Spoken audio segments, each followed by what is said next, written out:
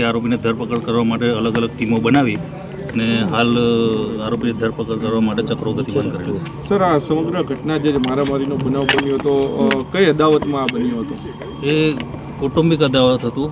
મરણ જનાર જે છે એ આરોપીનો બનેવી થાય છે, જે પોતાની પત્નીને લેવા માટે લેવા માટે આવેલો એ બાબતમાં થઈ અને ઝઘડો થયેલો.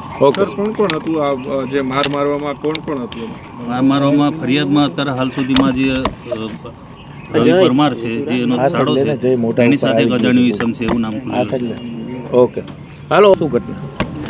ગઈ તારીખ 12 તારીખના રોજ બી ડિવિઝન પોલીસ સ્ટેશનમાં એક એફઆઈઆર રજીસ્ટર થયેલ, જેમાં મરણ જનાર સુનિલભાઈ જાદવ, જેઓને પગના ભાગે અને હાથના ભાગે જે ફ્રેક્ચરને મોટી ઇજાઓ થયેલી તે બાબતનો 325, 324, 323 હેઠળ ગુનો દાખલ કરવામાં આવેલો હતો અને આરોપી હાલ સારવાર હેઠળ હતો.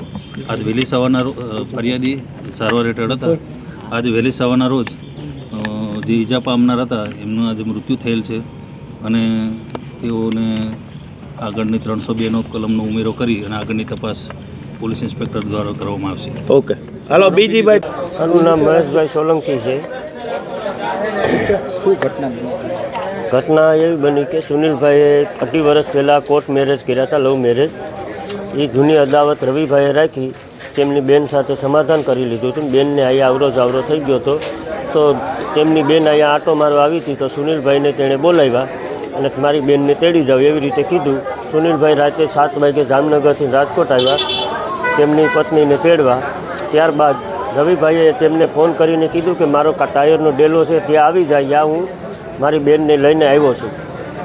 ત્યારબાદ એણે કીધું કે અહીં આવી જાય. ત્યાં ચા પાણી પીધા અને એમાં ફાંકીને ખાધું અને 10-15 મિનિટ બેઠાયા. ત્યારબાદ સુનિલભાઈ કે ચાલો હું જાઉં છું એવું કહેતા રવિભાઈએ પાછળથી પાટું મારી અને ખાટલા ઉપરથી પછાડી દીધો અને છાતી માથે રવિભાઈ બેસી ગયો અને હાથ પકડી લીધા. અને બીજો એનો ભાઈબંધ હતો, એણે પગમાં પાઇપ અને ટ્રોમીથી હુમલો કરતાં 2 પગ ભાંગી નાખ્યા હતા. ત્યારબાદ સિવિલ હોસ્પિટલમાં ખસેડવામાં આવ્યા અને 4 દિવસની સારવાર દરમિયાન સુનિલભાઈનું મોત નીપજ્યું છે. 4 દિવસમાં એકોય આરોપી પકડાણો નથી. એ પોલીસની ગુને બેદરકારી છે. કઈ જગ્યાની આ ઘટના છે? Kuvadva road, Samunda society.